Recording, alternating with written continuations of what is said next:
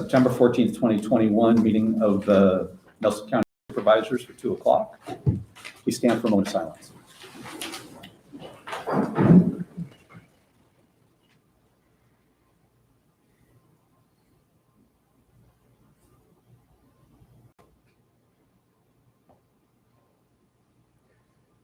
Mr. Barton, could you lead us in the pledge?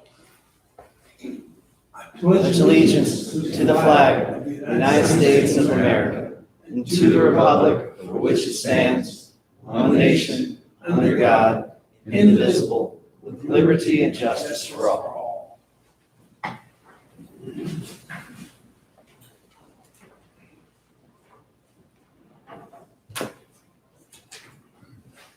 So there's going to be some minor changes in the arrangement of the for the agenda today.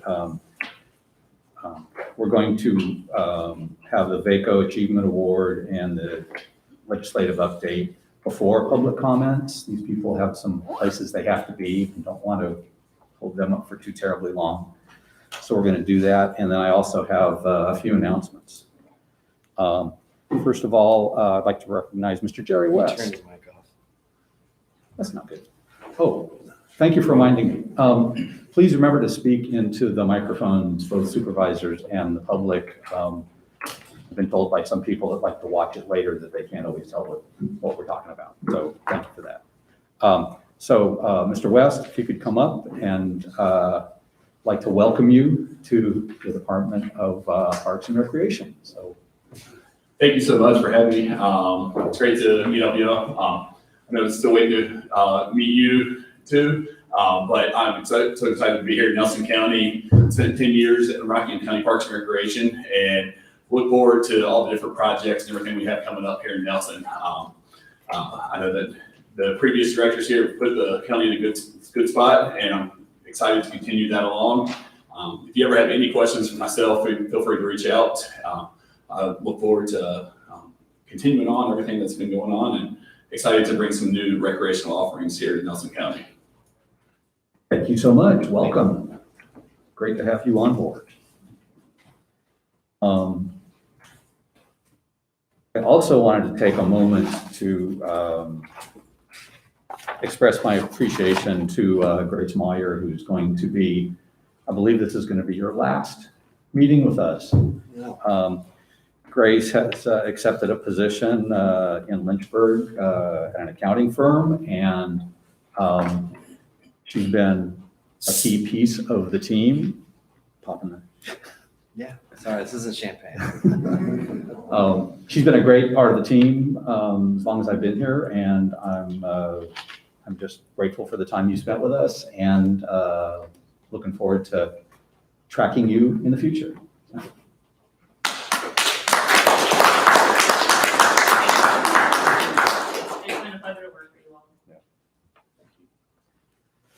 Okay. Let's see. Mr. Jeremy Bennett is here from VACO to present an achievement award to the county, and I believe you wanted to get a photo with this so we can get this taken care of now. Thank you so much for coming. Thank you, Mr. Chair. Is it all right if I remove my? Absolutely. Thank you. Mr. Chair, members of the board, good afternoon. It is a pleasure to be here in Nelson County. As said, I'm Jeremy Bennett, Director of Intergovernmental Affairs with the Virginia Association of Counties, VACO.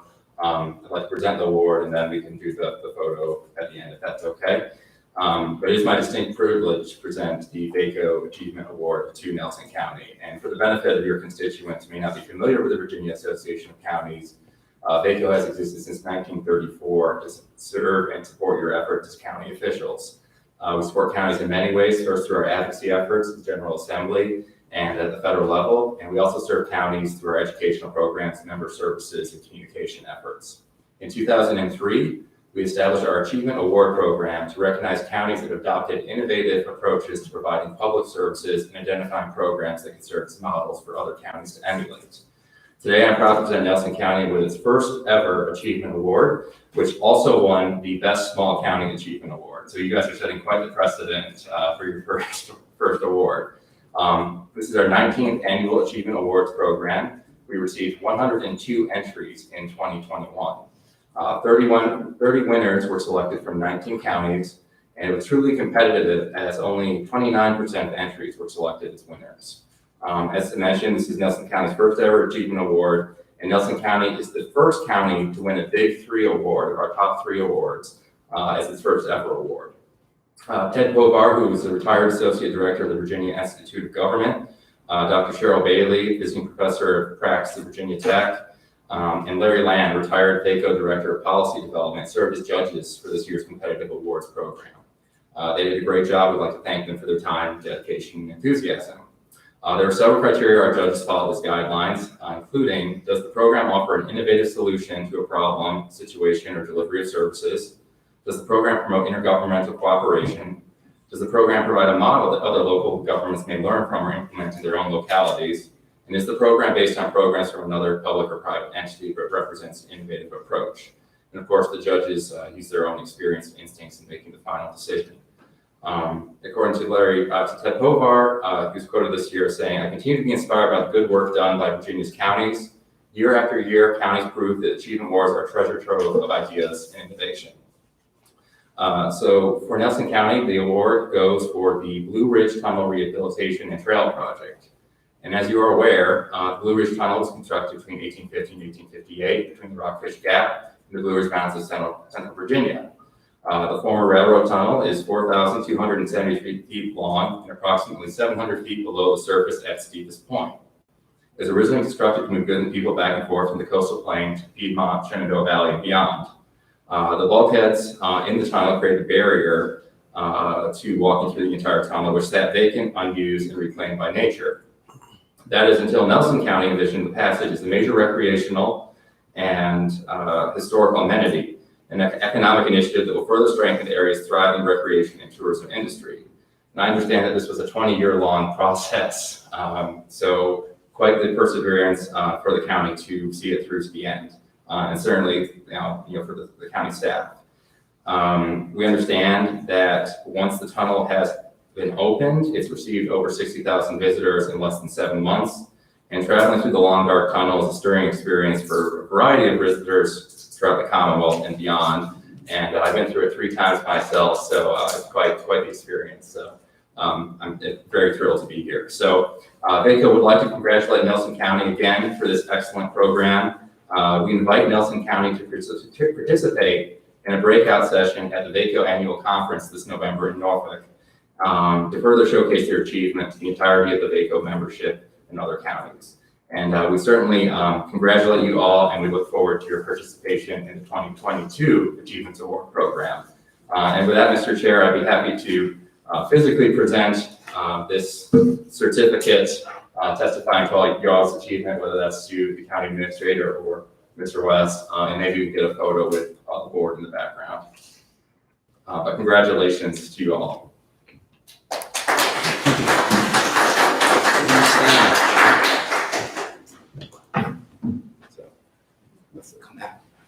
Yeah, up front. Man's protection.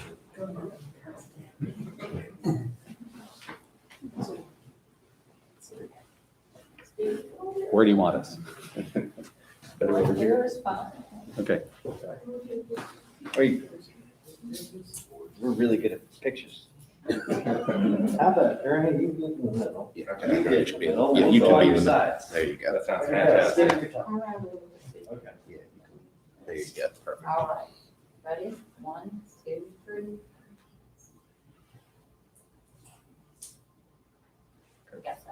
Thank you, Jerry. Thank you. so much. Pleasure being here. Congratulations again. Thank you very much. See you in November. Looking forward to it. Oh, yeah.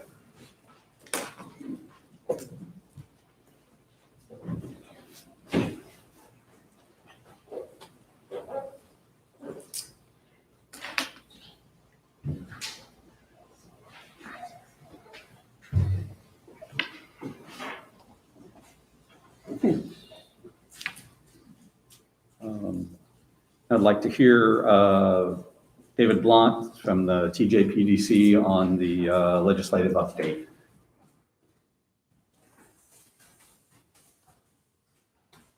Afternoon, Mr. Chairman, members of the board. Thank you for giving me the opportunity to be here with you this afternoon. Congratulations on your award. I think Jeremy and I have been following each other around here in the month of September at different boards of supervisors meetings. So it's great pleasure to see local governments in the TJPDC region that are winning VACO awards. And we certainly appreciate the partnership that we have with them at TJPDC, as well as working with them on legislative issues and a number of other things.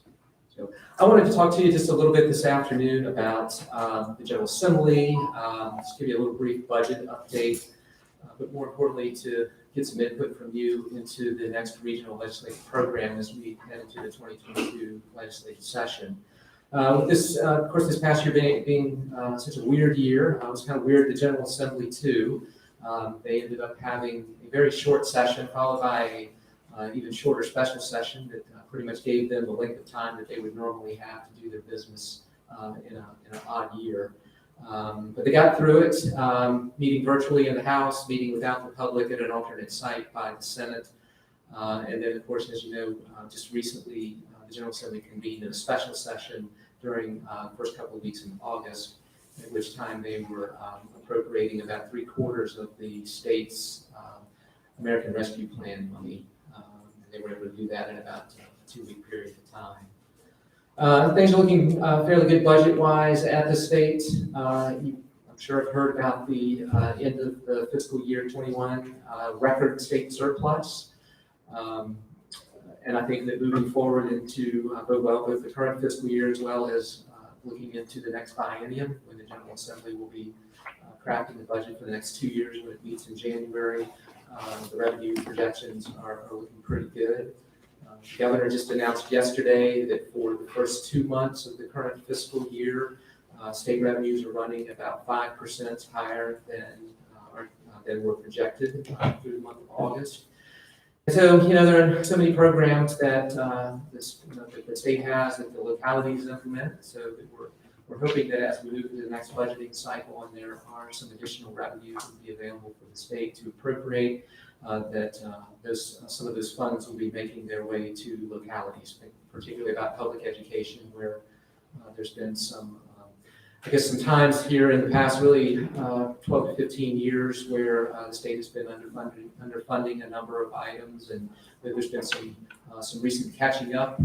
There's still some work that needs to be done, and some initiatives that the Board of Education has put out there that remain unfunded.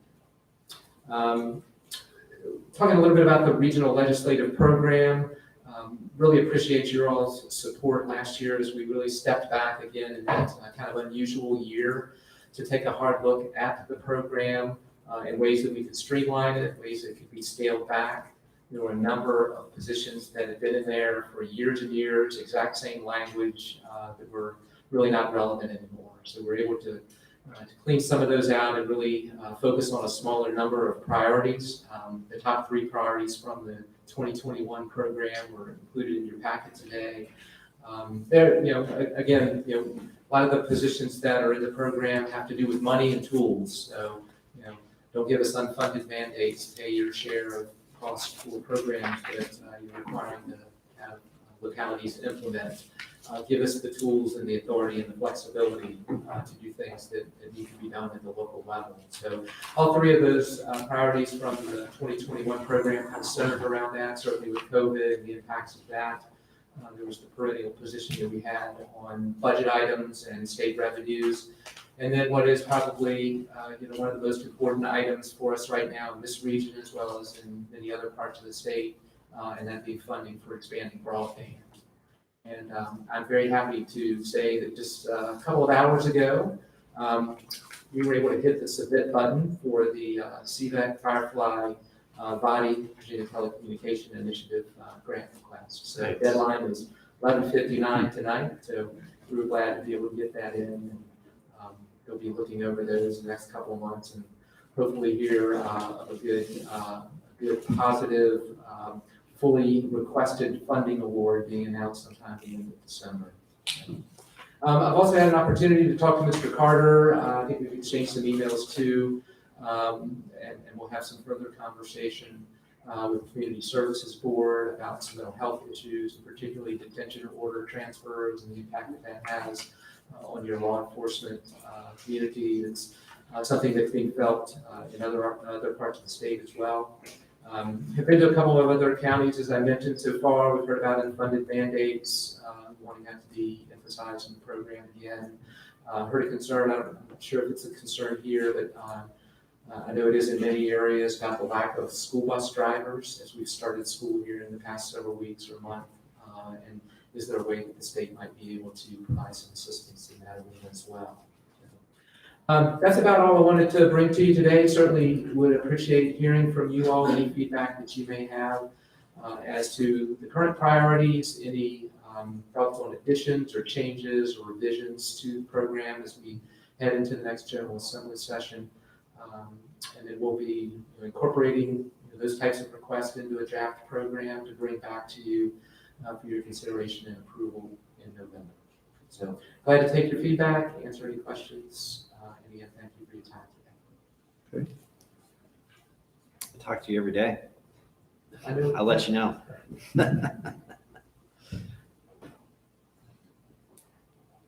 Jesse, anything we ought to know that's what you're doing? You know, that you could share with us? I mean, I was gonna give that in the reports, obviously. Okay, Yeah, that's fine. we'll go from there, but in terms of General Assembly, I think no particular items of interest, obviously, it'd be nice to see some tax money go back to the taxpayers, that's for sure, when you have a budget surplus of the magnitude that he's experienced, but, that's doubtful to happen, so. Yeah, I was thinking, if I may, Mr. Chairman, there was several years ago, I think, when they did provide some Right. state taxing. They And I did. think that was in anticipation of expected revenues coming in because of the federal tax changes. Right.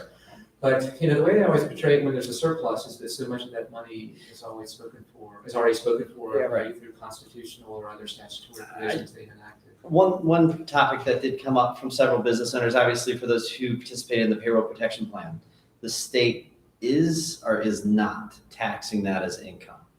Are they mirroring what the feds are doing and treating that as non-taxable income? Or are they taxing it? I would have to go back and look, as I considered that at the beginning of the session and how they were going to deal with that. And I want to say that they ended up recognizing a portion of it, but not all. 100% of it. Okay, got it. So, but I'll go back and double check and get that to you. That would be good to know. That's it. Mr. Parr? Mr. Barton? One of the things on our minds is the range of places that we might be able to devote some of the American Rescue Plan Act funds towards. I know that, Candy's working on that and Steve as well. I'm wondering if you have any updates on that, or I know you're all working together on it, but I just. Yeah, I think, it's kind of what I hear from around the states, other PDCs. I think, obviously, infrastructure is a high priority, for your local part, I guess, of the coronavirus relief fund. I think a lot of folks are using it for broadband. That's certainly not a predominant issue for you all, but I know some other PDCs that like TJPDC were lead applicants for VADI programs. Some of the counties were using most, if not all, of their allotment, as some local match for that. So, but kind of just those two items have kind of bubbled to the top of what I've heard, just kind of generally what folks are looking to use the dollars for. I can tell you too that from the PDC standpoint and in many parts of the state, the local communities are looking to their PDCs to kind of help them to administer some of their funds as well. I think particularly regions where there are a lot of small towns that don't necessarily have capacity to be able to administer a lot of funding that maybe is coming in excess of what their yearly budget is. So that's an area where the PDC has been playing a role. David, thank you so much. All right, great, thank you. Okay. Appreciate the time, and we'll look forward to seeing you again in November. Okay. Thank you. And thank you again for moving me up on the agenda. Appreciate it. Okay, we're going to drop back to our second agenda item, which is public comments. I have 5 people who have signed up after I give them an opportunity to speak. if there's anyone else, they can speak at that time. First name is William Smith.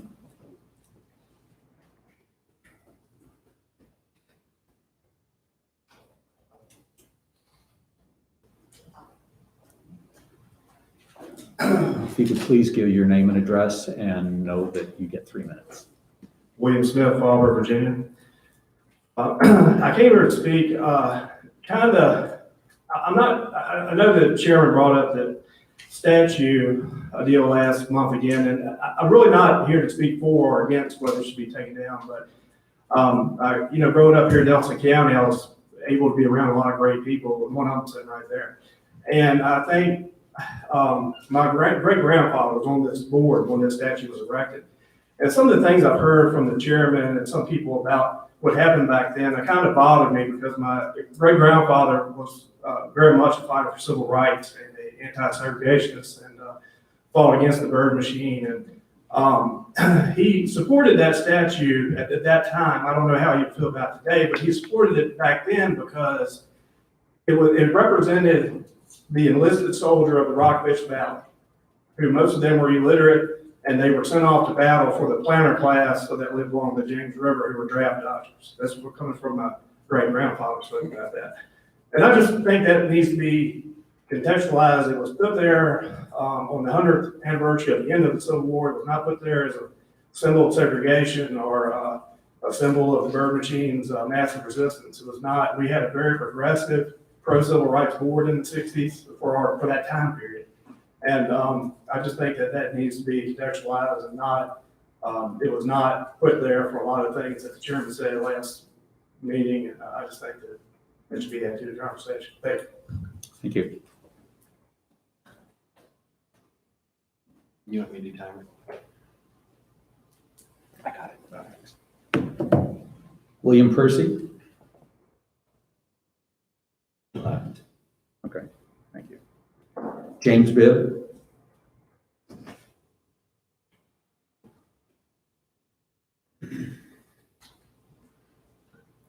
Good afternoon, everyone. My name is James Bibb, Arrington, Virginia. Well, I have stood here and spoken on 4 different occasions about the very same topic. And the topic is that our Soldiers Memorial needs to stay. I have no words to express, my feelings as to what's happened in my dear state of Virginia and that of the nation over the last number of years. Politicians making drastic changes across our landscape without, what we will call it, against the will of the general populace is, in my opinion, not okay. It's not an okay thing. And when I watched, so I was unable to be here due to work last week or last month, and when I watched you bring it up, and there were certain things that were said that the last gentleman spoke against, and it's difficult to understand for me, because as a son of Nelson, as a true son of Virginia, what that memorial actually means to me. And the true sons of Nelson that sit on this board understand that. And then those that are not a true son of Nelson or daughter don't seem to understand that. And, through discussions throughout the community, I've been told, Mr. Ream, that you're trying to leave your mark on our community. That mark is a stain to me. And I don't mean that in a disrespectful manner. I really don't. First-rate proponents of your community to do your bidding is, in my feeling, a slap in the face to your constituents. And Mr. Barton, you claim to be an ambassador of history, and you have a passion for the Rogers feud, truly do. And I've personally said in your classes that you reflect upon here in the discussions on this board. And last fall, you poured your heart out on this topic here in this room and claimed and stated to be against the removal or relocation of the monument or the memorial, and yet now claim to be a proponent for removal. Why? Politics, that's why. Plain and simple politics. Is it truly more important to politically align than to trust your heart? Continuously stirring up division in our community where there lies none is unacceptable. And the people of Nelson don't accept it. We are a loving and caring community that wants peace and enjoy our way of life. Our Soldiers Memorial is one of Nelson's boys and stands on the same ground they once stood. And that is where it needs to stay. Thank you. Thank you.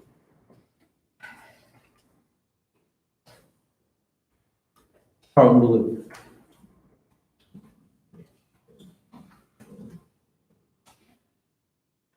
Carlton Blue, Fall River, Virginia. I'm not going to pretend that I have real strong feelings about the statue itself, because I don't. I've coexisted here with it for well over half a century, and I've never really took much notice of it, to be honest.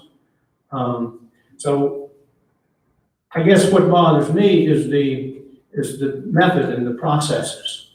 What I don't want to see happen is what's happened over the past couple of years, whereby a small handful of people, if they can spew enough venom and enough volume, they can make things happen that the majority of the people don't support. And so that's what worries me, is that not that the statute will come or whether it'll go, but the process by which the decision is made. And I think that probably there's a majority of constituents in the county who just as soon it be left alone, because if it hadn't bothered us, we perhaps shouldn't bother it. I would like to see if it's any decision that's made be based on the population as a whole making the decision through a referendum or something like that. Thanks.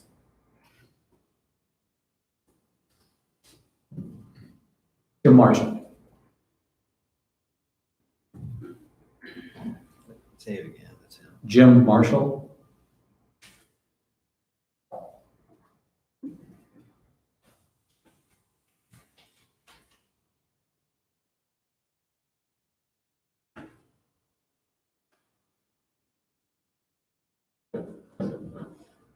Hello, good afternoon. My name is James Marshall, or Jim Marshall. I live at 773 Laurel Lane, Livingston. The actual location is at Woods Mill. And I want to bring up something that has not come before the board or the planning commission yet, but it's imminent. And that is the development known as Rockfish Ranch, which is off of Stagebridge Road. This development is on like 102 acres. And it's not going to directly affect my neighborhood. We have like 20 houses in our neighborhood. The only access point is via Old Ridge Road. If you know where that is, or if you don't, it's the way you get to the Woodridge Farm Brewery, right off of 29.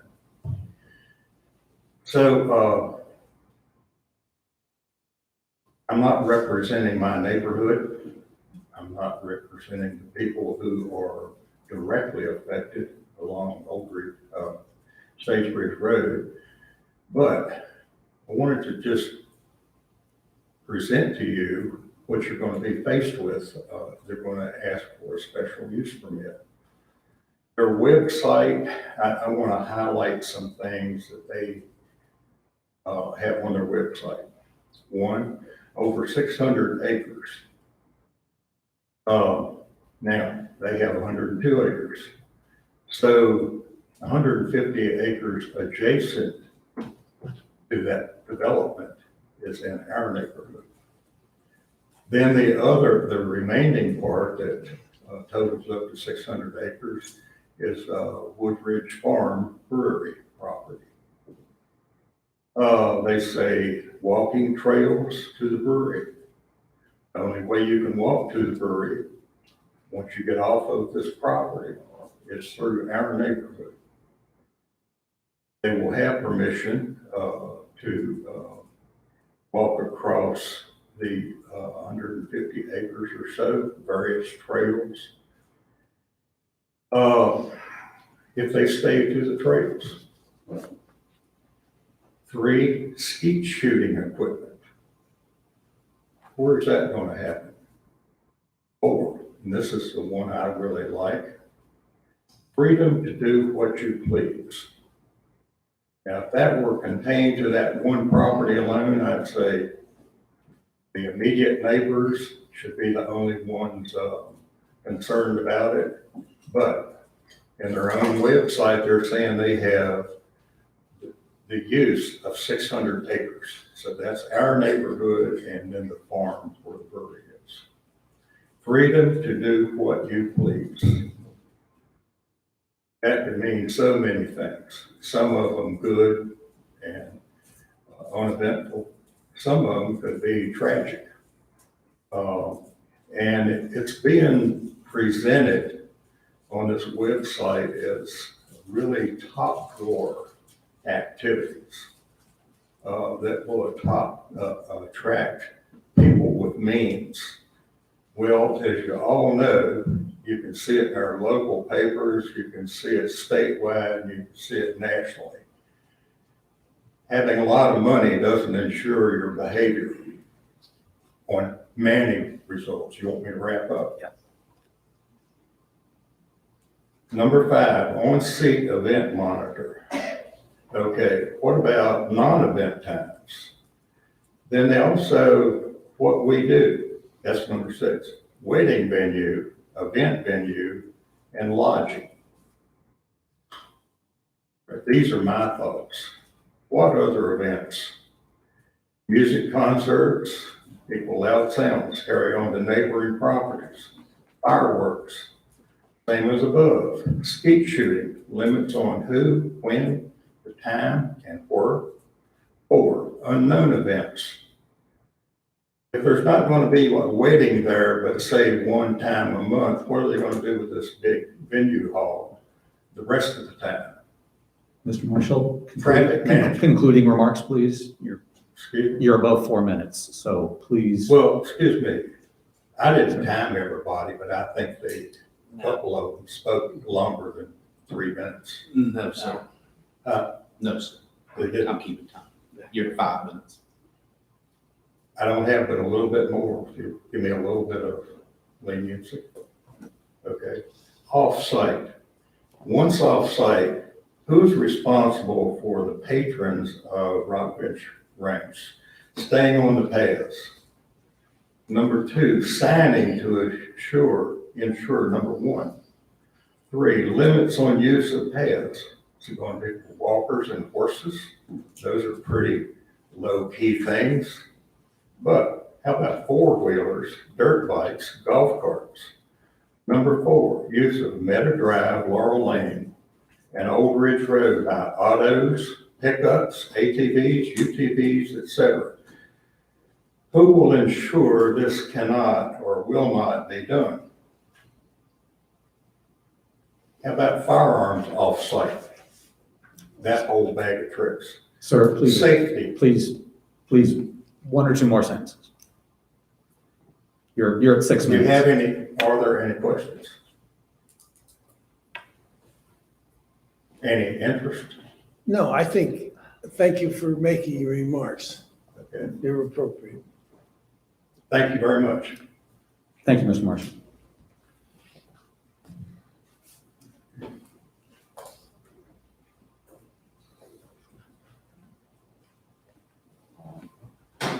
Any comments from the board?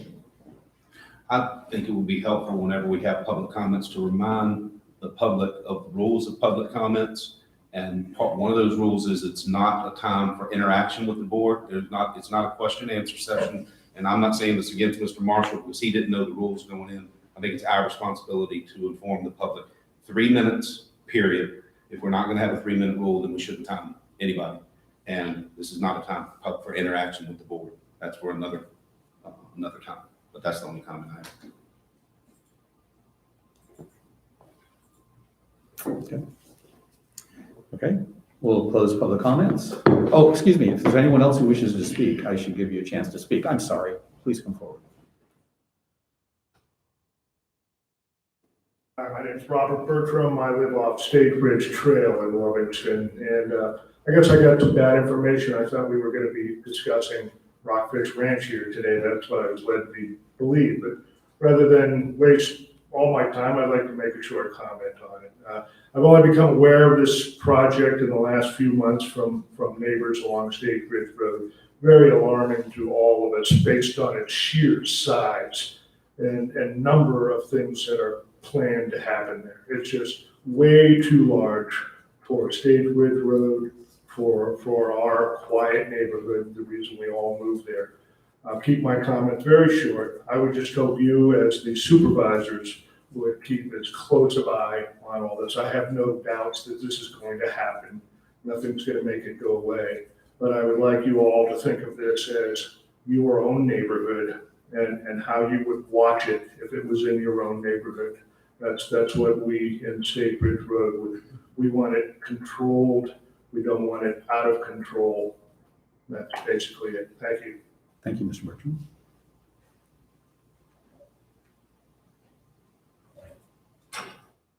Name is Reverend James Rose, I live at 2225 Union Hill Drive in Indiana.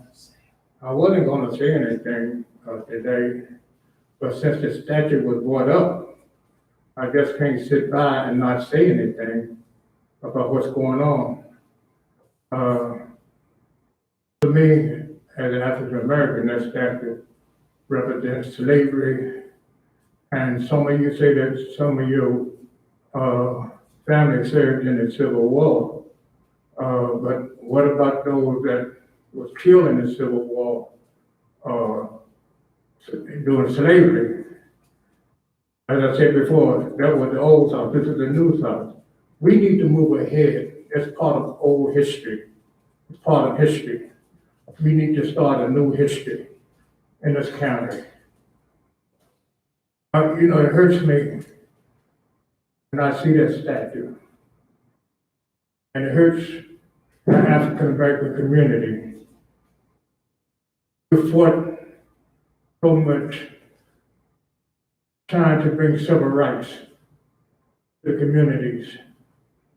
Gave a whole lot. People have fought and died for civil rights. And here we are in 2021, looking back at slavery time. We need to move ahead. Nelson County need to move ahead. Other localities have gone to state Supreme Court and they had the statute removed. And it wasn't only a little so, it was general. But why is Nelson County going to allow that little statute to stand there? It is time to move on. And members of the board, it is time for you to make a decision. It is time. And my group is saying that you're dragging your feet. It's something that can be taken care of and not keep prolonging it. We are willing to work with anybody, but that statute must be relocated, moved and relocated. Must. We will not give up until it is moved, removed, and relocated. Don't think that we're going to stand by and see that it's not removed. We are going to do whatever it takes to have that statue removed. We're going to go to all limits that we can to have it removed. And you as a board, either you can stay back there or you can move forward. It's time to bring the county together. Let's pass. Let's come together now. Work together. Work together. And we can do that. But we must move this step. And I thank you for allowing me this time. But I feel hurt on the inside by not having it removed and relocated. It reminds me of slavery.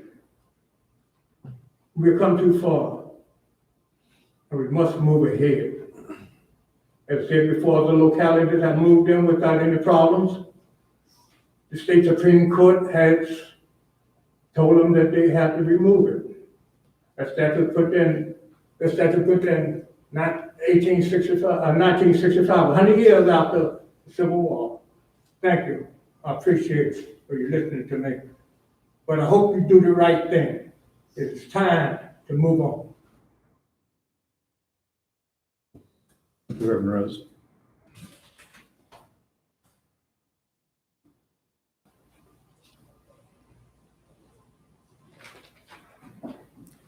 Anyone else like to speak? I would like to say something.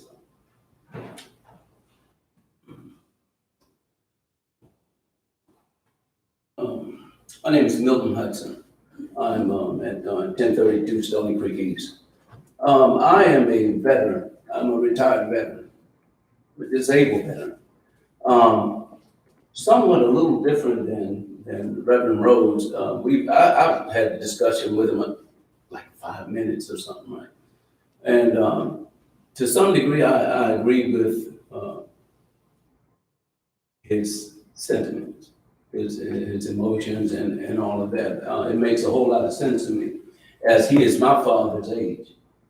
However, I think where I kind of, I have my own little take on it is, and it's something that Mr. Barton or Representative Barton had spoken of when I watched one of the meetings online, and he suggested that something be done to reflect inclusion, and that's what I would think would need to happen with it. Removal, it doesn't, but I respect his, because he grew up in that era.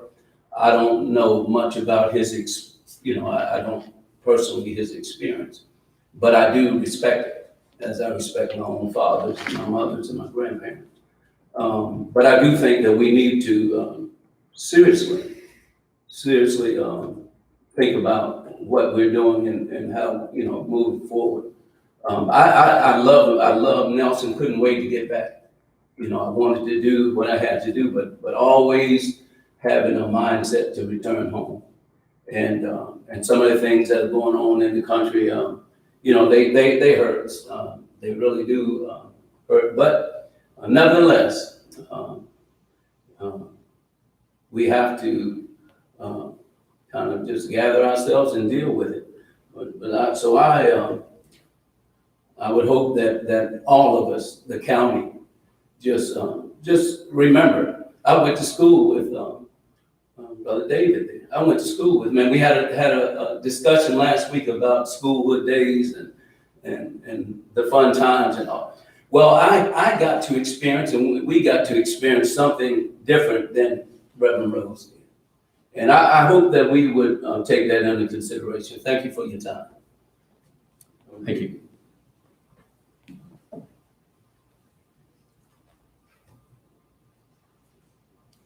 Anybody else wish to speak? Okay, then I will close the public comments.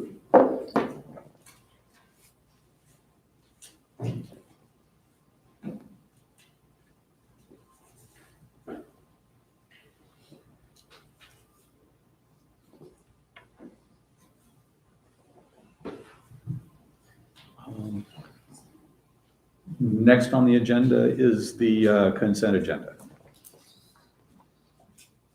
Mr. Chairman, I move that we approve the consent agenda as presented. Second.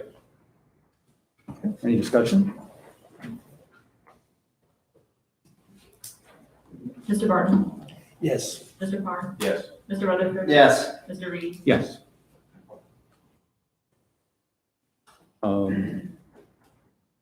Back to presentations, we have the VDOT report. Hello, Mr. Brown, you were hiding back there. I didn't know you were here. He was hiding.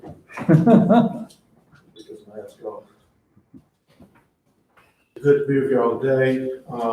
Just want to give you a few updates on some of the action items from last month. Mr. Reed, on your traffic counts on 151, I was unable to get our traffic folks to go along with doing special counts. I'm still working on that on 151 and 6. Don't know how that's going to work out, but haven't had much success in getting them commit to, specific counts during specific times of the year. But I'm still pushing that. Thank you for. Still pushing that. Mr. Harvey's not here, but we've been working on trimming some on 151 and out to Mountain Road. I think we took our machine up there and cut back half to Mountain Road. And we plan to go over on 250 in conjunction with Culpeper VDOT District, Yancey Mills area headquarters to help improve the sight distance at the intersection of 250 and 6. That was one thing. We do have a roadside contract that was put out for a tree company to come in and completely cut trees back and brush overhanging 151 and 6. We did that. It's got to be rebid. It came in way more than our funding, so that's going to be rebid. The convenience center in Shipman on 56, we have done some trimming out there that has improved sight distance. We cut back approximately to the right-of-way line.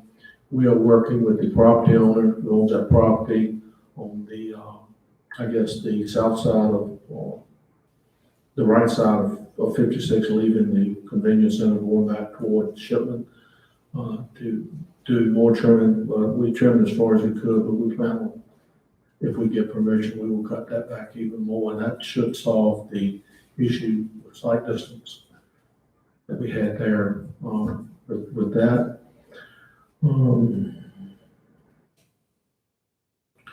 As far as our construction program on rural rustics, unpaved roads, we are working on High Peak Road and Cedar Creek Road. They're pretty much mostly completed with the exception of the hard surfacing. And we do plan on getting to that. That should happen within the next month.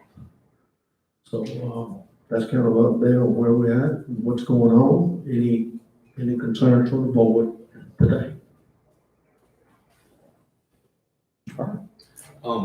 Couple of things. I know you've got the plans for the road in front of the Pioneer Firehouse, and there's going to be a little bit of work coming on that, right? Yes. We had a big event this weekend, and a couple of people made comments to me about where Firehouse Road comes out onto 151.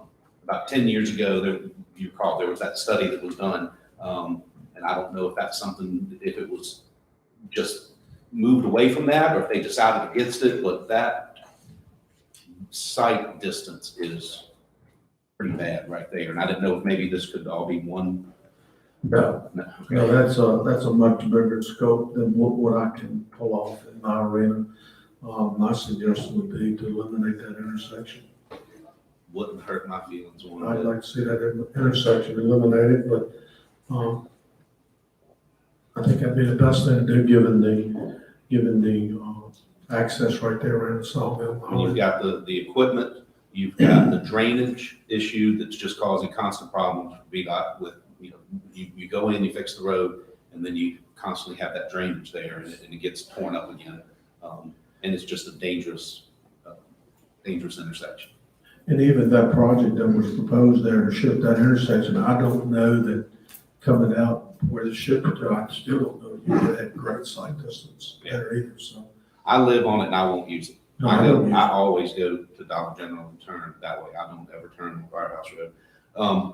And then this is a little bit VDOT, a little bit Verizon, but hot off the presses, Mr. Harvey might not be here, but he is still working. I just got a text from him saying that the entrance for Verizon to use the Whispering Pines Road to build that tower in Piney River has just been approved by VDOT. And so Yes, that construction will the be. design exception has been approved. Yeah, and they just have to pave the entrance. Verizon has to pave the entrance, but thank you for any help you had with that.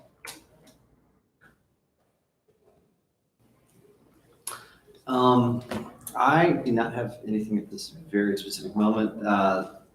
But one subdivision does want to talk again, so we're meeting.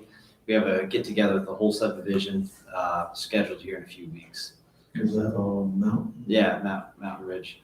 Okay, so I guess the application submission deadline for revenue sharing is past this cycle. Sure, of course. So, you know, We'll get them ready. you'll be ready in a year and a half. Perfect.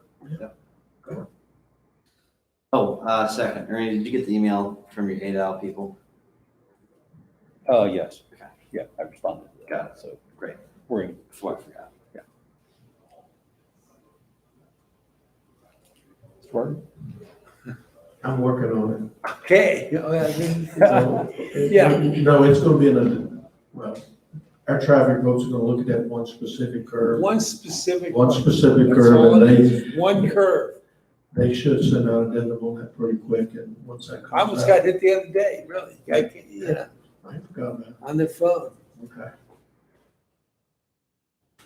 Speaking of one curve, what's going on at Reed's Gap these days? Wasn't there something happening up? I mean, well, I didn't mention that, but yes, we completed the final paving up there on Reed's Gap where we did the widening around the curve on top of the hill. I am waiting, again, our traffic engineers, to give me the outline for the pavement markings, and pretty much once we get the pavement markings down, that will be completed. I hope you all have had a chance to ride up there. I went up there. It is a lot better. We took a lot of the super elevation out of that curve. Not that we want to make it passable, but tractor trailers are still using 664 like we knew they would.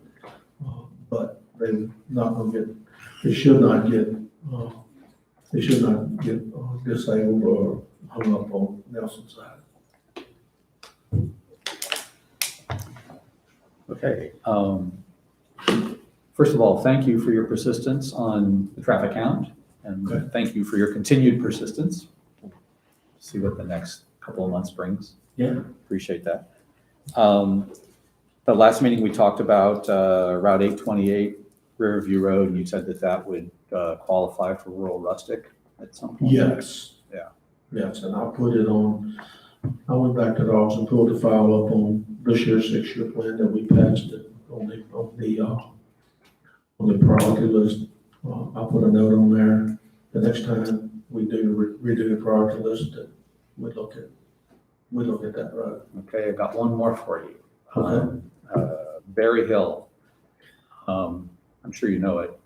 It's a combination of the slope and the curves and development going on now is posing a problem for folks up there. I went through that road a few months ago and I saw all the development that was going on, and I told my assistant, I said, we need to be looking at Berry Hill because that's going to come up soon. So here it is. Yeah. Okay. So thank you for that. Finally, I had someone talk about Adal Road and some of the curves there. I'm going to meet with her next week and take a look at what specifically she's talking about, because I didn't get anything specific from her, but I will follow up with you after I speak with her. Okay, that'll be fun. I know all of those curves should have curve warning signs. That I know we've done some reviews out there. I think all the curves that needed it have advanced warning with a advisory speed limit on them. I know, I'm pretty sure of that, but we'll certainly take a look at it again. I'm just kind of going off memory, but I do remember us looking at several stretches out there that people had requested. One was to extend the, I guess, 25 mile per hour speed limit. And that was not approved. Our traffic folks would not do it. It's unposted. It's an unposted speed limit, which is a statutory 55, or as road conditions. There's road conditions on drive according to road conditions. And in that situation, we're very careful that we post all curves that need posted to, let motorists know you need to slow down. So we'll be glad to check it again if you want. Okay, I will probably follow up with you next month on that. Thank Okay. Mr. Brown, thank you so much. Yes, sir, Mr. Reed, thank you. Appreciate it.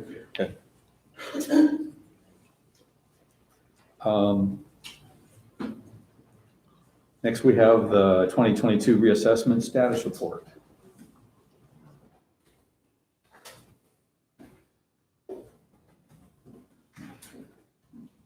Board. Thank you for the opportunity to come and update you on the 2022 general reassessment. First, I'd like to just let you know who we are. It's Wantherin's Appraisal Group. I'm Gary Eames. I'm one of the owners of the appraisal company, and I'm also the project manager for this project. Our company has been in existence since 1996. As of this year, we will have completed 136 reassessments. And that's important because when our notices go out, some folks will tell y'all that we haven't done them before. So just want to get that out, that we have completed 136 reassessments, over 2.3 million properties assessed in 53 localities throughout Virginia and North Carolina. Over the last 11 months, myself and two of our appraisers have been doing our field inspections, analyzing sales and updating the current county records. At this point, I'd like to thank Andrew and Susan and their staff for keeping our computers going. That's very important to us. And I'd like to thank Pam Campbell's office, the Commissioner of Revenue, for keeping good records. She updates the sales and passes them on to us, which it makes for a better reassessment. We've worked in localities before where the Commissioner's office, they're over a year behind in their transfers. So Pam's office is right on. I'd like the public to know, to keep in mind that the reason for a general reassessment is not you as a board of supervisors, it's not county admin, and it's not the Commissioner of Revenue. General reassessments are mandated through Virginia Constitution. It's state. It's the state of Virginia that requires a county to do a reappraisal. You can do one annually, every 2 years, 4 years, and the longest you can wait is 6. Nelson County has been consistently on a 4-year cycle, which is good, and the state would thank you for that. Keep in mind too that the state grades us. So once the reassessment is finished, they will do a ratio study, and in simple terms, if a house sells for 100,000 and I only have assessed at 80,000, then we're at 80% of the market value. The state says that we're supposed to be at market value, 100% of market value. So if your assessments are down here and market value is here, the state says you can't stop in between. They want us to be at 100% of market value. They also would recommend that you do a reassessment if your ratio does drop below 70%. I don't have any figures as far as where we're going to wind up yet. We still have about 4 weeks in the field left as far as working properties and doing the data entry, but I did bring a few examples of what we're seeing out there. This home is up in the Afton area. It's currently assessed at $148,000, and it just sold for $205,000. So that's one example. This one again is up in the Afton area. It's currently assessed at $182,000, and it just sold for $248,000. You'll like this one. This again is in Afton. It's assessed at $275,000 right now. It just sold for $430,000. And examples all over the county. In Shipman, here's one that just sold for $245,000. It's currently assessed at $118,000. Another one in the Shipman area. This is a 3.16 acre tract of land with this house on it. is assessed at 179, it's sold for 349. Here's a home in Gladstone that's assessed at 47,000, it just sold for 127. These are the sales that I have to look at as an appraiser. Up on the mountain, Wintergreen, 342, it sold for 469. Another one in Wintergreen, 389, just sold for 875. Down in Stony Creek, 242,000, it sold for 540. Another one in Stony Creek, it's assessed at 301, it sold for 409.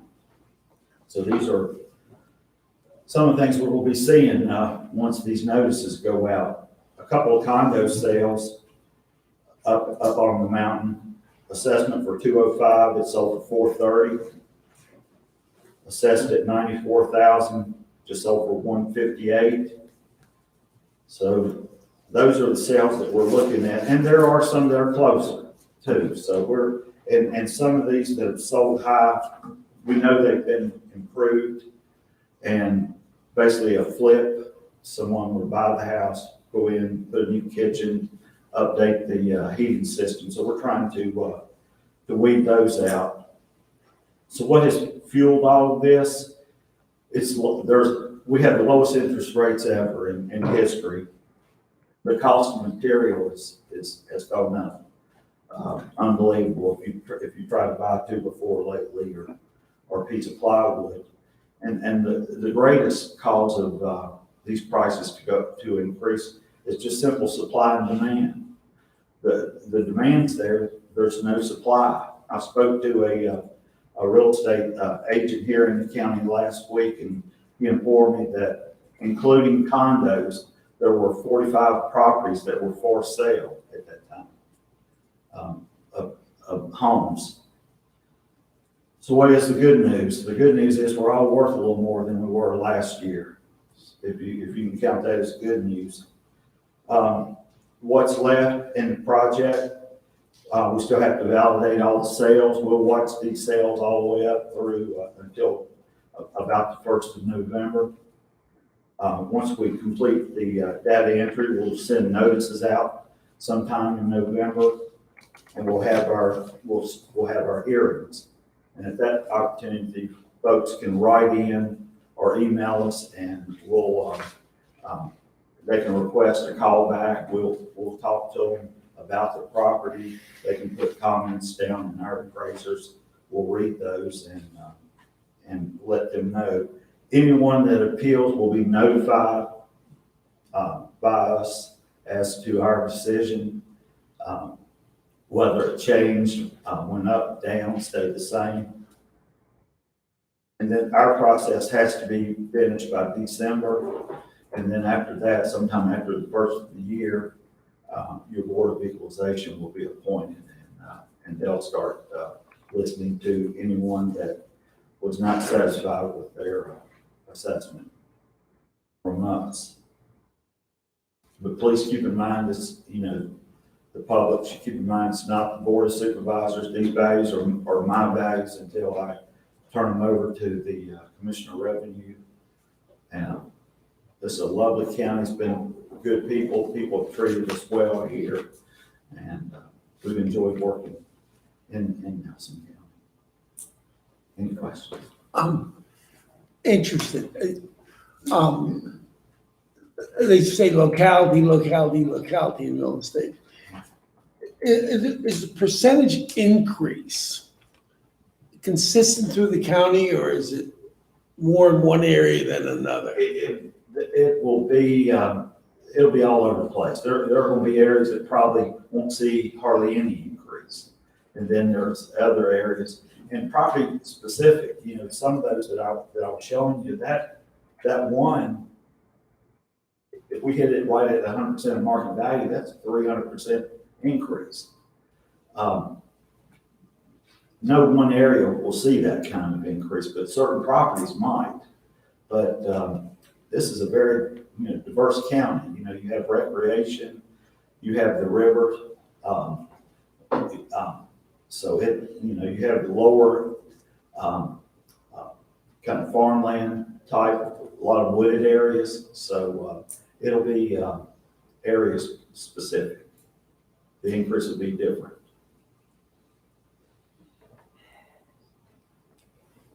And we have the county divided up into roughly 200 neighborhoods. So we'll be looking at the sales within those neighborhoods and then spreading out from there. So if you live in Wintergreen, you're only going to be compared to Wintergreen. If you live in Schuyler, you're going to be compared, start there in that area, and then we spread out. So we won't be pulling sales from Afton to value something in Arrington. So it'll just be neighborhood specific. Okay. Any other questions? Equalize the tax rate. What time frame were the comps that you all were looking at? We started doing our field work in 20, so we were looking at early 20 sales, and we basically it's changed so much that now we're looking at 21 sales. So that's why we want to watch this market all the way through 21. Land, we may go back a little farther. We just don't have a whole lot of land sales. Keep in mind, this is max appraisal. We're making our decision based on what we see from the outside. Being different from a fee appraiser that would come in and spend an hour going through your home. We have to whip around the outside and make our decision based on what we've learned and from your market right here. Okay. Thank you, guys. Thank you so much. All right. Okay.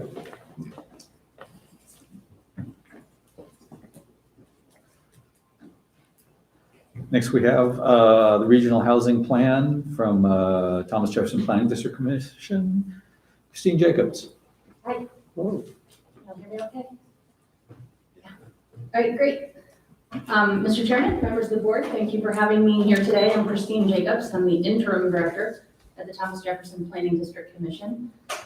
I'm going to be talking to you today about a regional housing plan that the Central Virginia Regional Housing Partnership put together, of which Vice Chairman Rutherford is actually a member of that board sitting in Nelson's seat. I have a small presentation that she's pulling up. Thank you, appreciate it. So I'm going to start pretty high level. I'm going to start pretty high level and give you a really quick year in review just of the Central Virginia Regional Housing Partnership. Then I'm going to jump into the plan that we created and the timeline that it took to create this plan. I'm going to give you a couple high level key takeaways from the work that the consultant did. And then I'll do a jump into some of the overall data that was collected for the region and then more that was collected specific for Nelson County. All right, so here we go. This is a timeline year in review. So the Regional Housing Partnership has had quite the year. Obviously, with the previous presenter, we all know that housing costs have gone up dramatically in the last year. We've been fortunate to be involved in some initiatives that are helping. The first one is called porchlightvirginia.org. That is a free online housing locator tool that can help people find affordable housing. The second thing we were involved in, the Planning District Commission, is we administered the region's $1.8 million emergency rent and mortgage relief program, RMRP, before the state took it back over and decided to implement at a state level instead of at the regional level. We also held 8 educational webinars for the spring, for the fall.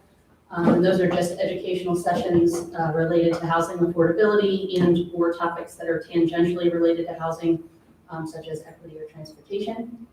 And then we did a significant amount of grant research, grant applications, planning, budgeting, and fundraising. We did put a press release out. It's not on this PowerPoint, but we did put a press release out that we were awarded a $2 million Virginia housing grant to partner with a developer to actually build units. So that'll be the first time that the Planning District Commission has ever been engaged in any sort of actual development. And so we'll partner to do that work. We're excited, looking forward to that.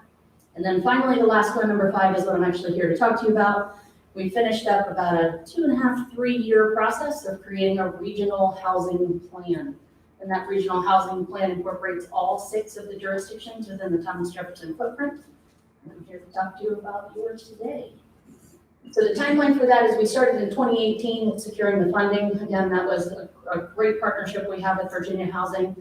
They were willing to fund the entire the development of the plan. We contracted with an outside consultant in order to do the housing needs assessment and gap analysis to look at in each of our jurisdictions, what are the housing needs.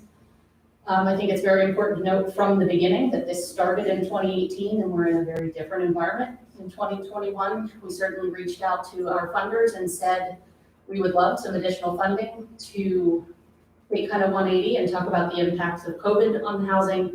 And their response is they want a year or 2 before they're going to put any funding into looking at that, since we're still in the middle of the pandemic. They were afraid that if we started any research on that, in another year we would be asking to do it again. So we're on hold for that. In 2019 is when we did the Regional Housing Summit. I know many of you were in attendance. That was at the Omni. That was a chance for us to bring together all of our partners into one space and start to talk about housing as a regional issue. 2019, we also did a lot of our background research on this housing plan, collecting the data that we needed, doing regional surveys, convening focus groups. We did a stakeholder meeting and a community meeting in each of the 6 jurisdictions, and then worked with a consultant to get additional data and research. Moving forward ahead, I'll fast forward a little. We spent a lot of time drafting this. We worked with a committee of the Regional Housing Partnership. They're called the Strategies and Analysis Committee. And that team was tasked for looking at all of the data that we had and beginning to identify potential strategies that could be used to address some of the housing needs. And then here we are at 2022, the Thomas Jefferson Planning District Commission just approved or adopted this as the regional housing plan in their August meeting. And moving forward, our hope is that we can support jurisdictions with their own planning for affordability, knowing from the beginning that this plan is intended to be a toolkit, not a guide. There's nothing in here that we are suggesting that we know better than you about your own locality. It's more so benchmarking and looking at best practices and strategies that can be used in working with your county as you guys identify your priorities for housing. Okay, key takeaways of the data. To make sure we're just all using the same language when we talk affordability, I think the biggest question that is always asked is, what is affordable housing? And I think one of the hard parts about answering that is affordable is relative, right? It's relative to your income, it's relative to your household size, it's relative to where you live. So HUD, the Department of Housing and Urban Development, defines affordable as not spending more than 30% of your household income on housing-related expenses. So that does include utilities. They consider you cost burdened if you are paying more than 30% of your income on your housing expenses, and they consider it severely cost burdened if you're paying more than half of your income. So when we talk about cost burdens through this, we're using that 30 and that 50% threshold. This is the regional housing data, so this includes Nelson, City of Charlottesville, Fluvanna, Louisa, and Greene. They found that within the rental market, there were just under 9,000 urban renters that were cost burdened and an additional 4,040 that were paying more than 50% of their income on their rent within this region. They found that about 2,000 of the rural renters were paying more than 30% of their income, and about 940 more were paying above 50% of their income. Again, that 30 and that 50 is a threshold of HUD. It's important to remember that some people choose to pay more than 30% of their income if they are wealthier families, if they have larger homes. So this is just one definition of affordable. And then again, at the bottom is the household data for the region, showing that there are both urban and rural homeowners in the thousands that are paying more than half of their incomes for their rent, I mean their mortgage and their housing costs. The purpose of this study was to also begin to project out a little bit of how that will change over time. I can tell you already, I would suspect that those numbers are wrong already because of the pandemic and knowing how many more people are likely cost burdened due to loss of jobs, et cetera. This is other high-level regional data. I often hesitate to put housing data side by jurisdiction because you shouldn't be compared to your regional colleagues, but I do sometimes think it's also nice just to see where you are in case you're curious. So this just shows the percentage of renters that are cost burdened. You'll see in Nelson, that's 27%, that's 27% of the renters within Nelson. And then the same for homeowners that are cost burdened, about 26% of homeowners are cost burdened. And this is the severely cost burdened. So about 11% of the renters are paying more than 50%, more than 10% of homeowners are paying more than half of their incomes. This is Nelson specific data. So what I previously gave you is the regional gap. This is Nelson's gap. So about 260 renters are paying more than 30%, and about 480 owners are paying more than half of their incomes. So I think it's also important to look at these relative to the size of your county, and it's going to be completely up to you all. I want to make sure I stress it's completely up to you all what you take from this plan. That's really useful to you all, especially as you're going into a comprehensive plan rewrite, and what you say is just not for our county based on your own priorities. One thing we like to think about when we look at housing is the cost of transportation. You know that old saying, if you drive until you qualify. We all know the further you drive away from where your work is, the more your costs are for transportation. So we like to think of housing and transportation together. The image on the left shows the inflow and outflow of jobs based on the map census tool. And that shows that just over 4,700 of Nelson residents are commuting outside of Nelson in order to meet their employment. And generally their commute times average 30 minutes, which is about the same as other jurisdictions of your size. And then on the right, it shows of the 6 most common job centers. If we went with the federal 56 cents per mile commuting to work every day and back, that is an estimated cost of what it might be for transportation related costs if folks are commuting from their homes to their employment centers. Again, affordable for whom is very relative. You know, what's affordable for me might be really different than what's affordable for my grandparents on fixed incomes, and you know, is very different than somebody at the beginning of their career with a law degree. So I think it's really important. HUD makes their fair market rents as you guys are, Nelson is included in Charlottesville's MSA, Metropolitan Statistical Area. So I would suspect that when you all see that 1,325, your thought is, well, that's not what we necessarily pay rent here. But what it does mean is that you do have some rents that are high like that. And in other places, your rents are probably lower than that because you're within that, you know, Charlottesville and Albemarle statistical area. If this were the fair market rent for Nelson specifically, in order to pay less than 30% of your income on housing related expenses, you would need to be making $53,000 a year or more to not be considered cost burden.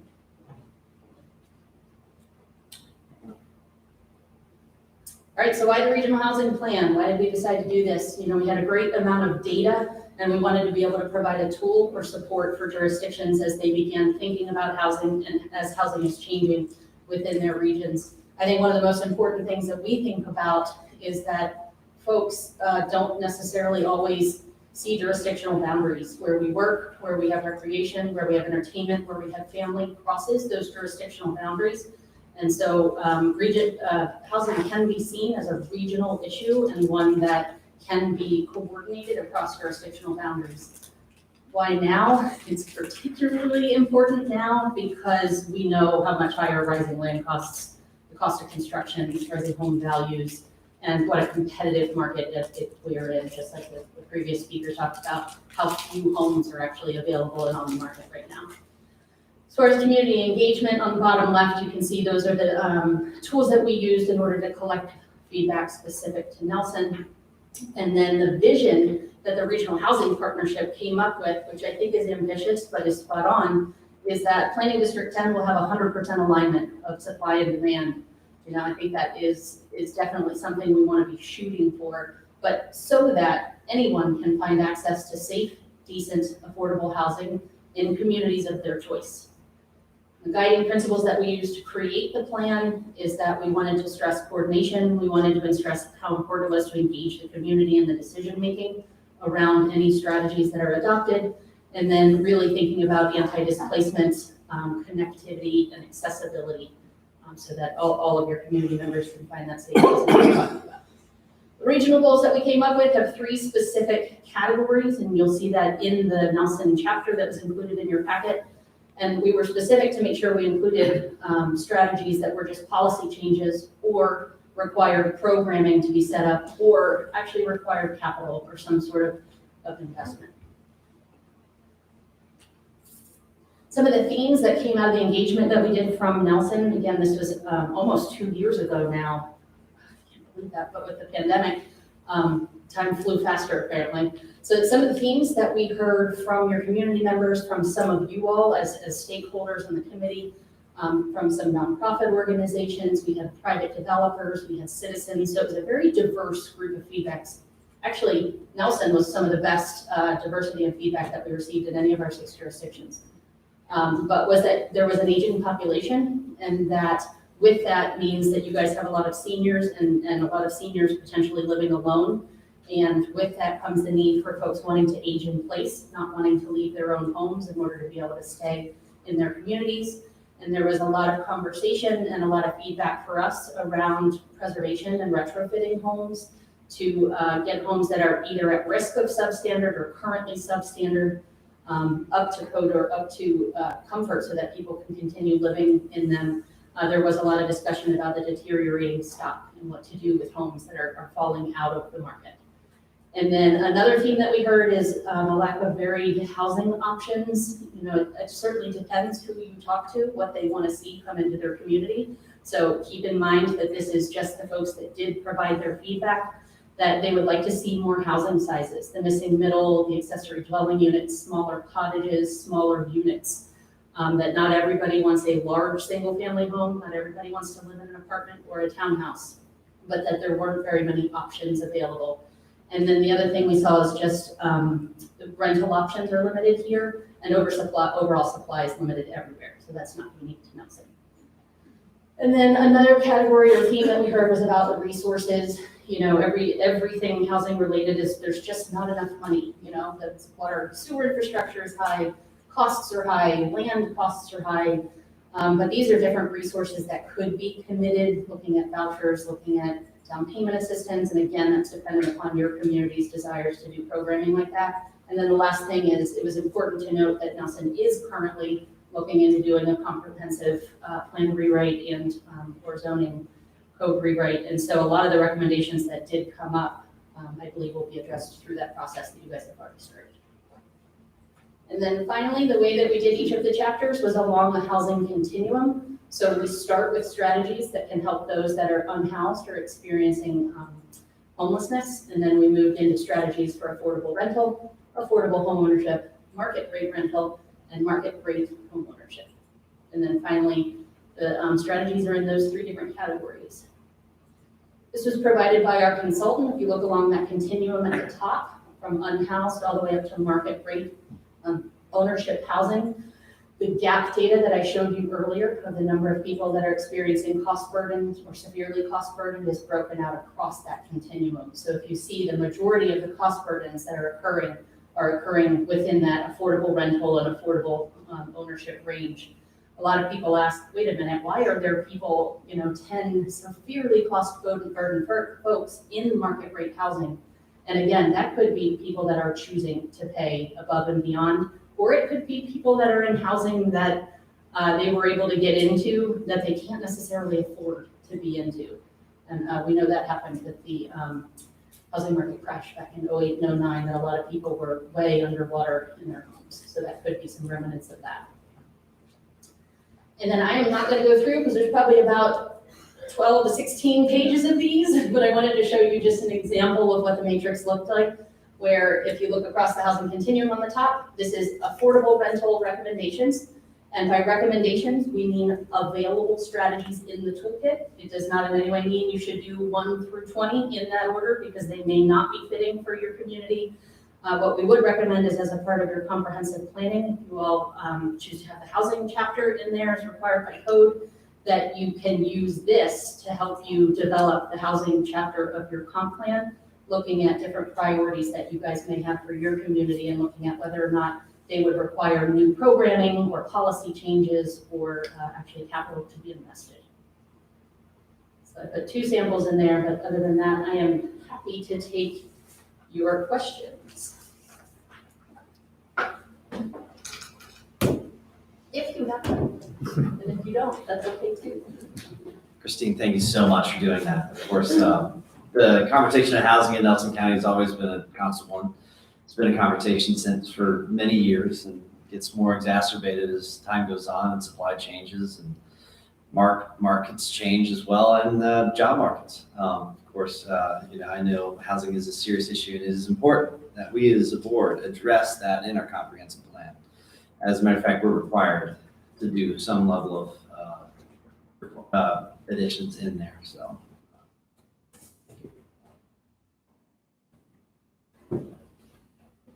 Thank you for having me. Does anyone else have questions before you go? I mean, it's so frustrating. It's a question that absolutely needs to be dealt with, but it's very frustrating. You look for different answers, innovative answers, and some way to do that. Have you had any examples of private enterprise building low-cost housing?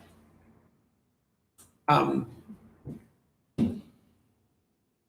an area not rural, where spaced out but closer together. Have you had any examples of that? It's not very common. You see it in the private market that it can pencil out and still be affordable through their pro forma, but we see a lot of really successful private-public partnerships and more applications for like low-income housing tax credits. Well, you hear so much about public housing. In Nelson County, I think we've had a couple of fairly successful low-cost housing developments where there's home ownership.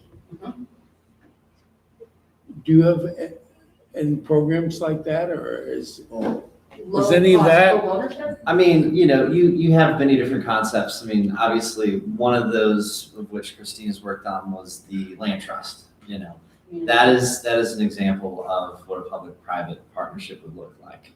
Obviously, we've seen some success with that. We've seen some issues with that, and you kind of get to experience both of that. As it relates to specific programs, I would definitely echo that Virginia Housing, with cooperation with a lot of PDCs, are trying to answer that question. So I would say not yet. They have not. I mean, obviously, we had the Montreal Village project back in 1980. Yeah, something. And then you had the apartments that came up. That was another federal program that HUD came up with. And that was, I think, a 90s or early 2000s kind of concept. So then we're still coming back to the issue. We're like, well, that worked over in Montreal Village, now how, but at the same time, they realize, we also still need to get housing that doesn't depreciate quickly, and that also comes down to financing. You also have to have financeable people. All those things get very complicated or very difficult with the regulators that we have today. For example, Montreal Village, that what happened in the 1980s, it would be extremely difficult to replicate today without a substantial amount of federal subsidies, federal or state subsidy, especially with the private. You will not see the state government doing projects such as that subdivision. They're not going to take that project on. They have to use private enterprise and foundations and community developments that you'll see all over the place take on those issues. So in terms of what you need, in some ways, is you have to get some development of like 20 to 30 units somewhere, and then try to make that something that you can have a specific demographic that's able to purchase. It's not easy. And with the current state of regulations, and that's what Christine was saying, you don't see too many for-profit groups go into it for the reason that it gets so expensive very fast. And then they're like, if we're here, that's not making my margins work. It's not worth it when I can spend an extra, let's say $20,000 even though I'm in a different demographic. my margins are where it could be, where I can afford it. Which then goes back to where you have groups like RHP, where we're trying to create that private and government and even nonprofit conversation. In trying to find housing for people that they can afford, do you ever broach or move into the other part of maybe the equation, which is income? We don't at the PDC, but that's a large part of the equation, right? Yeah. Is the wages and whether or not people's wages are rising over time with the costs of housing and the cost of land. You know what's interesting? I went to that thing about employment and having trouble with people finding people to work. And well, one of the surprising things I found out was that states that were still paying money to people for not working, and no difference in the amount of people looking for work. So it was some other problem besides that. And the fact that wages are low, it seems to me the major problem that has to be dealt with. If you're going to increase the availability of houses, you have to have income that can purchase it. I think you would be amazed at, obviously, with the statistics that we often work with, we don't usually operate on mean or mode, we work on the median. And I think you would be amazed, which, is the middle. Okay, so whatever that guy's income is what we're gonna kind of go by. And if I'm not mistaken, Nelson County's relative to once you add in Wintergreen, once you add in Ellsworth, once you add in so many affluent demographics that have residency here, I think it's like $90,000 for a family of four. And now I look at that and I say, yeah, good luck. If you have one family member that's making 50, I consider that, wow, So what is affordable? That's why when you look at that dollar number that came on the screen, it said like 1,300, 1,325 or whatever it may have been, and that's a HUD number. But at the end of the day, like that would be an affordable number to that median number of who's making $90,000 a year for that family. The problem you have is it's the other 50%. The problem we have as a society is the average wage is decent, but the number of people making the large amount askew, make that figures skewed, in which we have so many more people who don't make that. We have many more people making less than the median, to put it another way. Correct. There are, but you can't look at it just in that nutshell necessarily. And I don't want to get too deep into the weeds on this because then we'll take all day. But you didn't have affordable places in Nelson. Like, yes, you're right. You have that. Somebody who's to the left of that median number, they're not going to live in Afton. They're not going to live in Ellsworth. They're not going to live in Fauver. And now they're starting to get to points where they're not going to be able to live in Shipman. And so that you do have areas that are a little bit easier to live in, Gladstone, Schuyler, parts of Livingston, that are more affordable for those groups. You can see the market of manufactured housing and how that's infiltrated, been able to build a house for less than $120,000. And then that takes care of the family that's their income is only $45,000 a year. But then you run into the issue, which gets more complicated, of land availability. That's complicated. Now you have to find an acre lot that's for sale that's less than $20,000. Oh wait, our zoning's so complicated and difficult as it relates to cutting out small parcels that, there's none. There's no land availability for that person who makes less than $50,000 a year. If you want to make it a wage issue, that's fine. But you're still not going to answer the land issue, and land availability and subdivided land pieces. I mean, when we look at a family that's got a farm, that's been in the farm or family for 200 and some years, well, they only have a certain number of division rights, depending on so many other different scenarios. As opposed to being able to subdivide it 20 times for all their 20 cousins.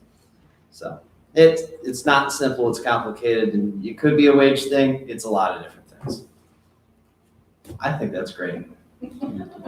Yeah. Also just, some comments on my end. You have to acknowledge the role of the Community Development Foundation in terms of doing what they can to bring the private and public partnership together. That's a really important thing that gives us, at least one tool we can look at. We also, the other thing is that if you look at the demographics, we have this rising tide of age in Nelson County, which further skews, the numbers that we're looking at. And that's different housing too. It is, and so Completely different housing. yeah, so the question is, do you provide for something that, that deluge is bringing, or do you try to, build a dike up against it and try to provide other things that, you probably want to do everything ultimately, but it's not easy. I'm just really grateful to y'all for, for bringing this to us. Like you said, it's not it's not the solutions, it's the toolkit. So it gives us all a lot more to take a look at when we consider the future and for the comp plans. Anyway, thank you so much. Yes. Christine, Great for job, coming. Christine. Thank you. Okay. We also have local redistricting, which is an important thing to look at as well. So.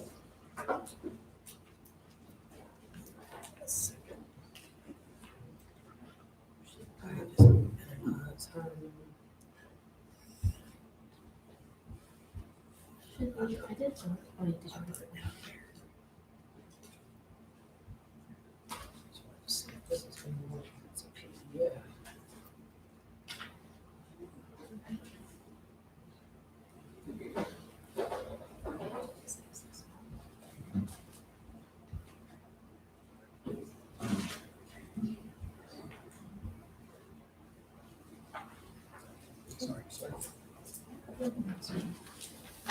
Yeah, that's this thing.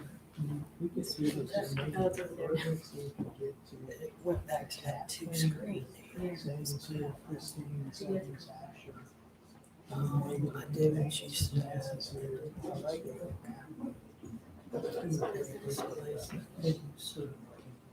Yeah.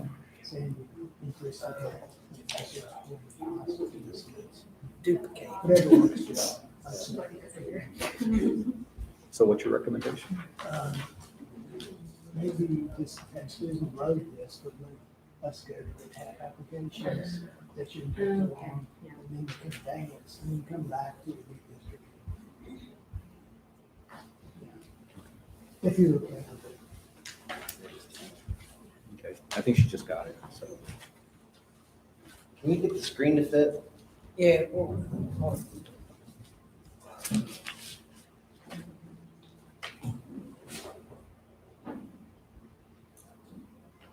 So okay. Yeah, that looks better. So we had a recommendation to put this on the back burner for a few minutes while we cover some of the things where people have been waiting for a long time already, since we can hold you hostage a little more easily than a lot of the public. So give you a call back in just a little bit.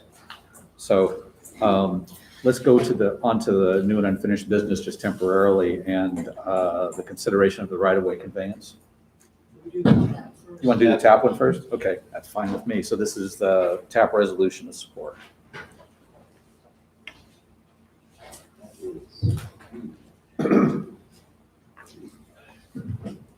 Thank you. The board has two resolutions to consider approval of. There are two applications for transportation alternatives program funding through VDOT. County staff have worked with the Planning District Commission staff, Ms. Shackelford, and of course Ms. Jacobs are both here to assist with any questions the board may have. We have two applications we submitted through the PDC on July 1st, three applications for the Lovingston revitalization project and then the Gladstone Depot project. Both of those submittals were approved to go to final applications, which are due to VDOT October 1st. The board's resolution authorizes the submittal of those two applications, which Ms. Shackelford is working on as we speak, but she's definitely been working on I think the primary considerations for the board are the commitment for the local matches. Ms. Apsher is here for Friends of Gladstone Depot. The resolution for Gladstone speaks to the Friends group providing the local match.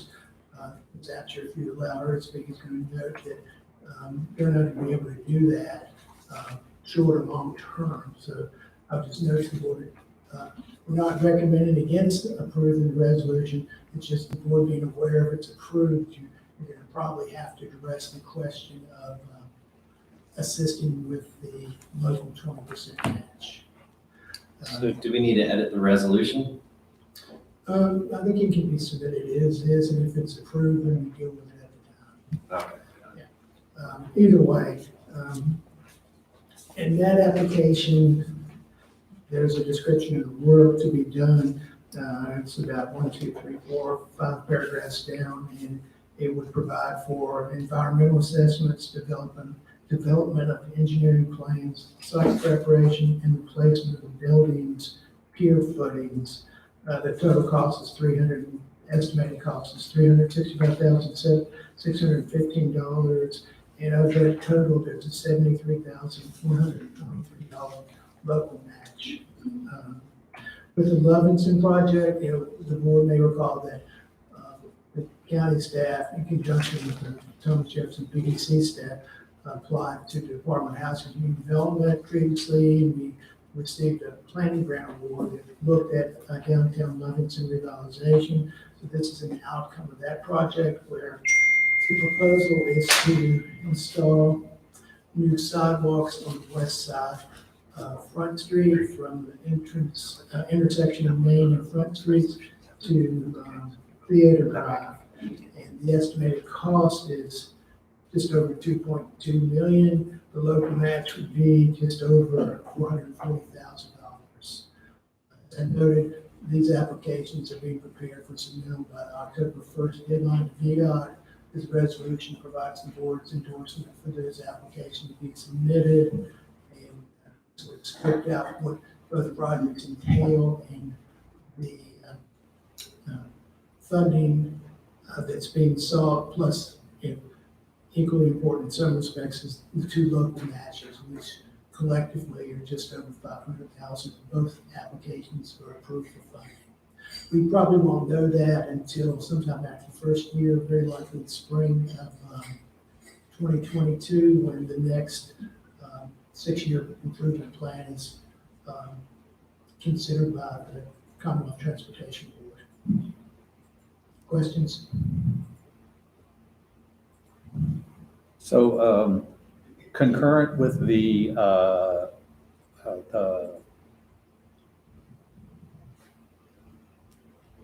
with this is the regional vision plan and some staffing of that, 2 representatives from Nelson County. No, I don't think that's a different subject. That's different. Yeah. Okay, because it's here, and that's not something that's being acted on today. Later. Yeah, we're on the TAP. We're on Okay. the Nelson County TAP resolution. Gotcha. Okay, Right below that. just checking it. Yeah, R 2021 48 and 49. Okay, so we can look at those separately? Yes. Okay. They're 2 separate resolutions. And that, Mr. Chairman, is my suggestion that we just vote on both of them separately, since both of them are significant to each respective community. If that's okay, can I go something? Proceed. Mr. Chairman, it is with great excitement to make this resolution, of course, with our resolution R 2021-48 to approve it. I think this would be great for Livingston. It'll be a great opportunity. And of course, we never know what we're going to get, but we're moving in the right direction. And that's sometimes that's the best thing we could do, and getting our town, hopefully, a little bit of a facelift. That's a motion to approve. I'll second it. Second. Great. Any discussion? Mr. Carr? Yes. Mr. Barton? Yes. Mr. Rutherford? Yes. Mr. Reed? Yes.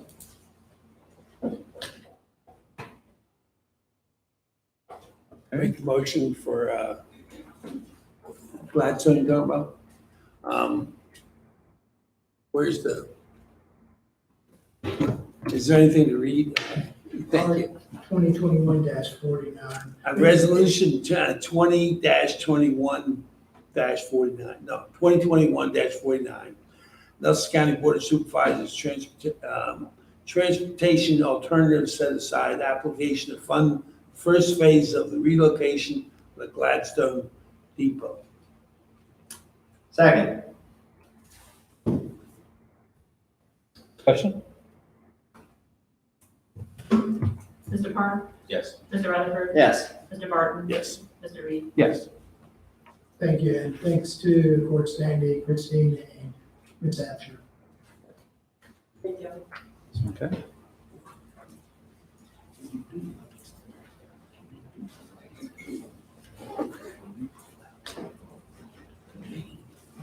So, consideration of the right-of-way conveyance at 12 Ridges Reserve.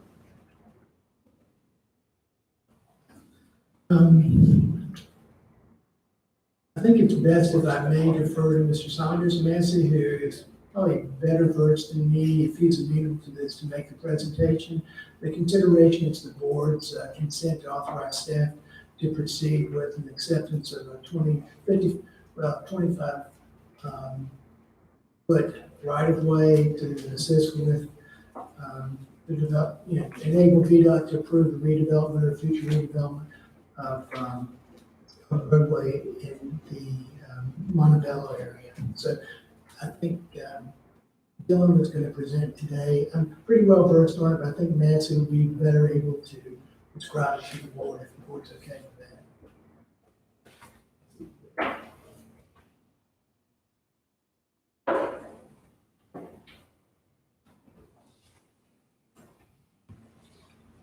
Members of the board, my name is Massey Saunders. I'm a land surveyor engineer, been working here in the county for 30, 40 years now. We're working on a project now for Mr. Craig Kohlberg up near the Parkway. It's Skylark Farm LLC and 12 Ridges LLC. When he bought the property, he decided he wanted to put some of the property into a conservation easement. And that went into a conservation easement with the Virginia Outdoors Foundation. And that is the property of Skylark Farm LLC. And if anybody's familiar with the Christmas tree farm up on the Parkway, near where the aviation towers are, that's the property that we're talking about. Anyway, during the purchase of that, he decided that he wanted to put a vineyard in up there, and he started to work on a comprehensive plan for the vineyard and other improvements associated with the vineyard. And during the course of that, some individuals came to him about possibly buying some property up there or having some rental units up there. During the course of all those conversations, we started into some planning processes, and this has been going on for probably 3 or 4 years. Putting all the documentation together, trying to get through DEQ, trying to get approvals to do their various things. But anyway, to make a long story short, the Parkway does not want to give him a good right-of-way. I mean, he's got a right-of-way, but he can't use it for access to a residential home setting that he wants to develop down over the side of the mountain towards Spy Run Gap and to the commercial facility for the vineyards. So we came up with a plan to come off of Spy Run Gap with the road. We've been through DEQ, they've approved it. The county has approved it as far as erosion sediment control. But now the hangup is VDOT. In order to put the entrance in, we've got to improve Spy Run Gap Road. And that road only has a 30-foot restricted right-of-way on it. And so VDOT wants Mr. Kohlberg to do a dedication of right-of-way to the county, since that's a secondary road, wants to do a dedication of right-of-way so that they can know that they can get onto the road and to the shoulders of the road and maintain an improvement that's needed. Well, as a part of that, VOF is saying we can't do that until you have our permission because of a portion of the property being in the conservation easement. So the question then became, does VDOT need to make the application or does the county need to make the application? Well, when I went to just analysis with the VOF, they said the only people that can make the application are the people receiving the right-of-way. So that's where we're back to the county. Mr. Colberg is willing to grant the 50-foot right-of-way that VDOT wants so they can maintain it, but we need to have a application by the county for about 78 feet of road, maybe 15 feet wide, in order for him to get to the point where we can improve the road, to be able to put the entrance in, for him to serve the houses he wants to serve, and serve the vineyard, which is already in place, and then the restaurant, not restaurant, the tasting room and so forth, that's already in place on the mountain. So we've been around the horn with this, and we're back to dotting the i's and crossing the t's, and the last one is to work with the county for the application so that we can go to VOF. They will release that little strip of road so that we can grant the 50-foot right-of-way to the county for the road to be able to be improved.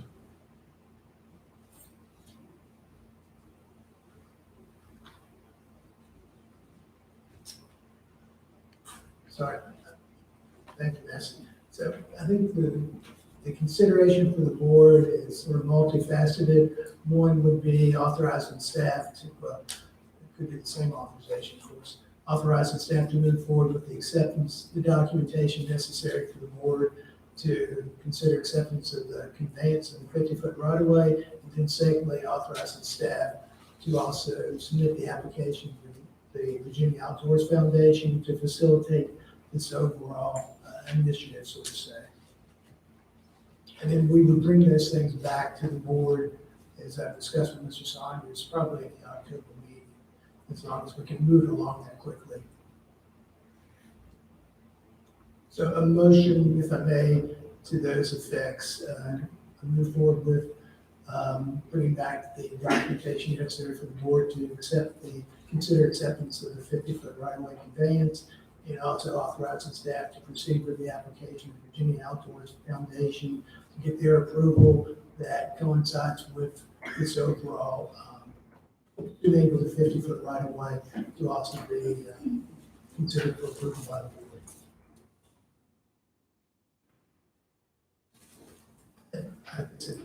As long predicated on the board being amenable to this, of course. Sorry. Any questions for Mr. Carter, Mr. Saunders, before we look at this? I might add one thing. The application was filled out by me and turned into VOF, but because I was not the third party receiving it, they would not accept it. So the application has been filled out. Basically, all the county has to do is take the application that I put together and put it in their name as opposed to the Mr. Colberg's name. We were under the impression that since Mr. Colberg was the managing member of the two LLCs, he would need to do the conveyance, but it's not the conveyance, it's the people accepting it that have to fill out the application. Okay, do we have a motion? Yes, Mr. Chairman, I move that we authorize staff to move forward with accepting the 50-foot right-of-way and also to submit an application to VAF for approval of this project. Second. Further questions? Discussion? Mr. Barton? Yes. Mr. Rutherford? Yes. Mr. Carr? Yes. Mr. Reed? Yes. Okay. We go to the bathroom.